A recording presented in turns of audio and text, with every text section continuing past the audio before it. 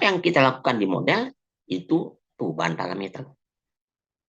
Sebagai contoh misalkan PPN-nya 10%, sekarang dinaikkan 15%. Nah itu. Nah, jadi di model kita ubah parameter ini. Nah, di dunia nyata misalkan angka itu menyatakan kenaikan PPN. Ya. Yang kedua, boleh jadi strukturnya harus kita ubah. Masih ingat struktur pembuatan keputusan ya. Jadi perubahan struktur, terutama keputusan. Ya. Dalam struktur keputusan itu ada kaidah. Jadi kaidahnya harus kita ubah. Yang ketiga, kombinasi dari kedua hal ini. 1 dan 2. Ya. Oke, ya. Nah, jadi parameter-parameter kebijakan yang sensitif dalam suatu model mengindikasikan titik-titik pengungkit reference point dalam sistem nyatanya. Tempat suatu perubahan dapat dilakukan dalam sistem nyata yang akan mengubah, memperbaiki perilaku sistem. Ya, jadi Anda ubah parameter di model. Nah, yang penting adalah apakah parameter itu dijumpai di dunia nyata dan apakah Anda bisa ubah. Ya, seperti menaikkan pajak bisa kan. Sebagai contoh, Badan Fiskal di Kementerian Keuangan punya alasan mengapa misalkan ya pajak itu naik. Kalau BI menetapkan suku bunga sebagai contoh. Ya. Nah, perubahan struktur bisa jadi Anda mengubah struktur di dalam model. Nah, di dunia nyata apa? Artinya keputusan, kaidah pembuatan keputusan di dunia nyata harus berubah sesuai dengan apa yang Anda ubah di dalam modelnya. Ya, itu artinya. Nah, dalam pemodelan sistem dinamis tadi disebut ada proses validasi. Ya. Nah, jargon di dalam sistem dinamis bukan kata validasi. Ya. Tapi yang sering digunakan itu adalah building confidence. Sejauh mana kita percaya terhadap model yang kita buat. Building confidence. Ya.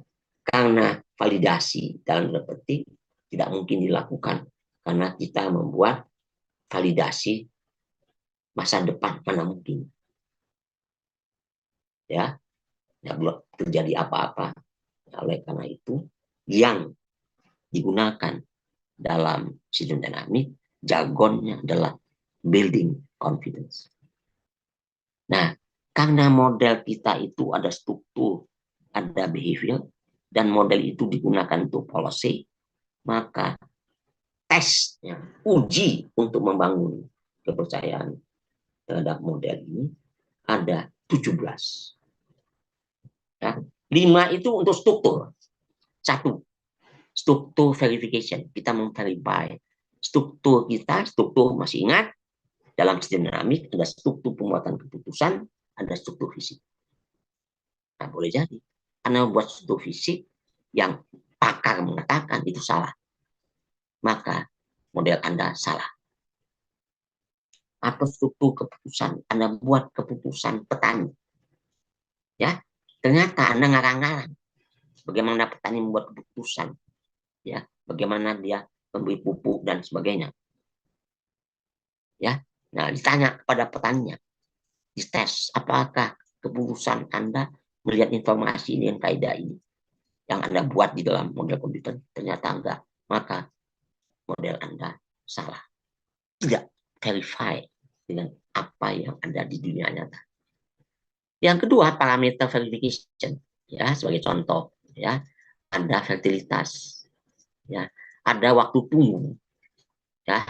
Nah, itu parameter, ya. Nah, angkanya tidak sama dengan apa yang terjadi di dunia nyata, ya. Nah, nggak bisa, ya. Jadi are the parameters consistent with relevant descriptive and numerical when available knowledge of system. Yang ketiga, extreme condition. Does each equation make sense even when its input take on extreme extreme values.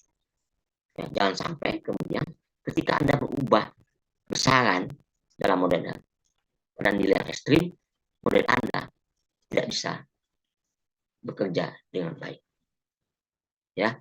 Keempat, structure boundary education. Jadi tadi ya, ketika kita mencoba ingin menjelaskan perilaku persoalan, muncul sekian variabel.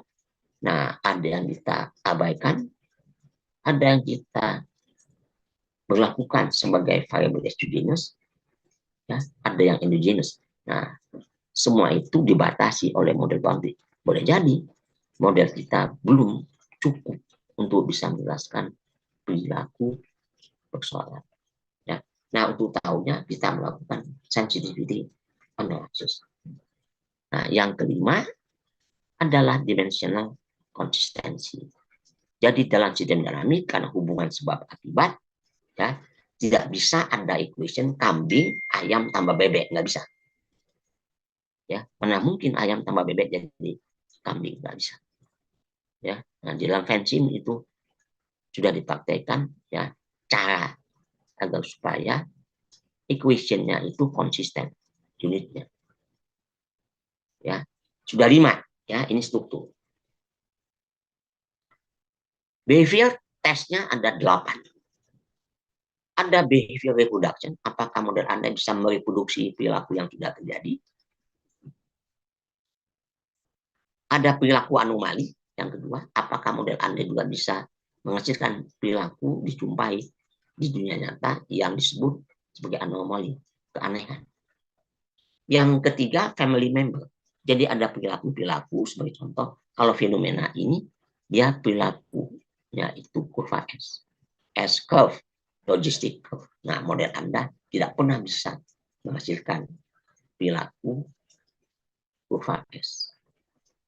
Ya. Yang keempat, surprise behavior. Boleh jadi model Anda bisa menunjukkan perilaku yang surprise, yang belum pernah dijumpai. Belum ada cerita tentang perilaku ini.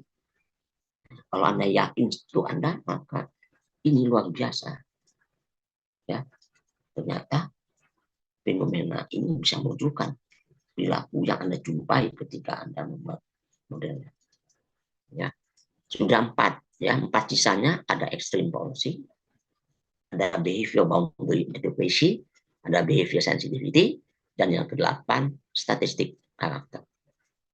Jadi kalau data time series, historical data, pasti itu ada means-nya, rata-ratanya, ada variance-nya, ada covariance-nya.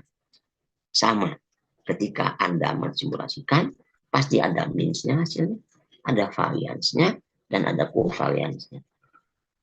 Nah, statistik karakter ini adalah salah satu yang bisa digunakan tail